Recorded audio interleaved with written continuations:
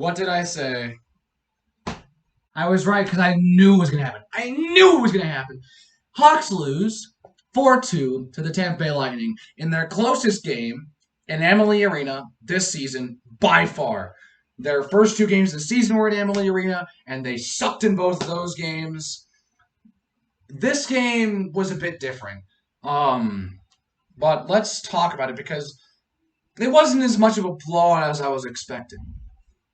Just a couple minutes into the game, Hawks on the power play, and then DeBrincat sets it back for Kubalik, who then just gets a perfect setup. You cannot, I don't know how Janmark got this wide open right in front of the net, right next to Vasilevsky. But he did, and it's like he just wanted it just kind of hit like a. It's like Janmark was stationed there, and the shot just kind of went off of the stick and went into the net. That's how alone Janmark was. He gets the power play goal, and the Hawks actually have a lead in Tampa for the first time this season. They score first, and look at that. Pretty good goal.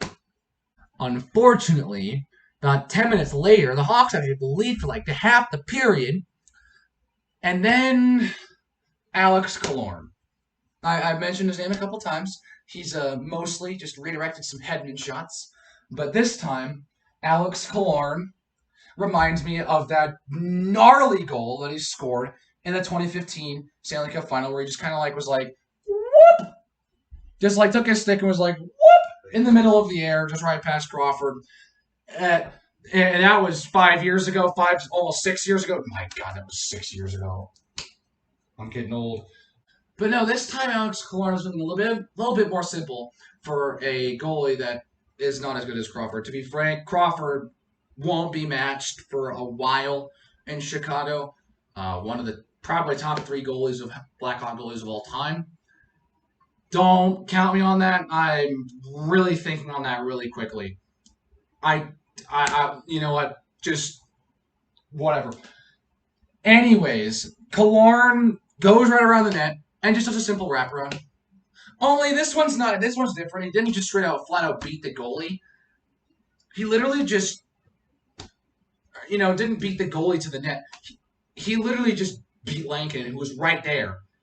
I don't know how this went in, but he just wraps it around. It like goes off of he lifts it right above Lankin's skate, and somehow it beats him. And the Lightning in their reverse retro jerseys, which, to be frank, are pretty cool. I actually really like those retro jerseys. But they haven't lived up to the potential that a couple of the other ones I've seen this year have, but they're still really good. Anyways, they've tied the game 1-1. So, a little bit later in the period, Lankin makes a breakaway save on Cirelli. And then when the Lightning were on the power play, Yanni Gourde gets a somewhat breakaway, and he just backhands it, and just somehow it beats Lankin.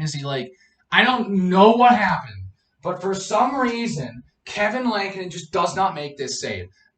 It kind of baffles me in a way because, he kind of sprawled backwards. It looked like it was I thought I had stopped it, but it's slowly trickling, still moving past the line, and it goes in. And the Lightning get their first power play goal of the game. And then just a few minutes later, the Lightning get their first lead of the game. They don't have to lead for much longer because the Hawks, they get back on the power play. And then Janmark moves in and gets a cross-ice pass pretty close in front of the net to Dylan Strome, who is basically crossing right in front to Vasilevsky. Tries to jam it in the corner. One try, Vasilevsky stops it. Vasilevsky stops it. And then the second time, Strome's able to bury it. Pretty similar to Killorn's goal, except it was right in front of the net, and Vasilevsky made the initial stop. But Dylan Strome gets another goal here in Tampa Bay. He's back on the score sheet. It's been a while since I've heard his name. He's been pretty quiet these past couple of games, but he gets a big goal for the Hawks here and gets a power play goal for him here in Tampa to tie the game, and that's how it ended after the first. Here's me not going to talk about the second period. That period was just a waste. Nothing happened in that period. No goals, nothing. I'm not talking about that period because I don't want to. Now, in the third period, about 5 minutes in, this is a weird sequence. Cirelli has the puck and barges in on Lankin, basically. And points over there as well. I don't know what happens here, but somehow Kevin Lankin, it probably would have counted if it did go past the line, but Lankin somehow keeps that puck behind the line despite being practically shoved into the net with all they can. It's a weird sequence.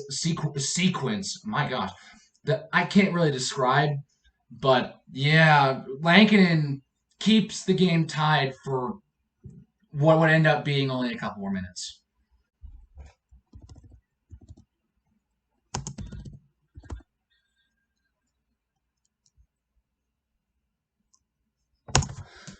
Take that back. Less than a minute. Lankinen somehow keeps that puck behind the line and keeps the game tied for less than a minute because someone named Ross Colton, whoever that is, does basically the same thing Sorelli did, but this time beats Lankinen. Lankinen can't do the same thing twice in a row, and this guy named Ross Colton is going to give the Tampa Bay Lightning a 3-2 lead here in the third. If you're letting up, if you're in a game against a really good team and the player that's going to evidently beat you with a game-winning goal be someone like Ross Colton, who you never heard of until they score that goal, unless you're like a Lightning fan. That I mean, like, come on, man. Really, really. Needless to say, the Hawks didn't score late because the Hawks don't score late. The Hawks need to score basically all they can in the first, second, and early in the third because they cannot score in the last 10 minutes. They even let up an empty net goal again this time. This time to Victor Hedman, who actually gets the goal this time. And for some reason, the Hawks actually were in this game for 40 minutes. The Hawks were in this game. They played pretty well. Their best game in Tampa this year by far. But I mean, wow. You lost on a goal from Ross Colton. I don't really, there's, you know what, that should be the end of the video right there. That should be the end of the video right there. That I don't need to say anything else other than we're playing them again, and we're going to lose again if we play like that. Anyways, that's it. Like the video. Subscribe if you want to see me rage on Florida teams yet again, because I'll see you guys next time when the Hawks lose to the Tampa Bay Lightning yet again, because they're going to do it again, and I know this. I am guaranteeing it. If they win, they will genuinely shock me. See ya.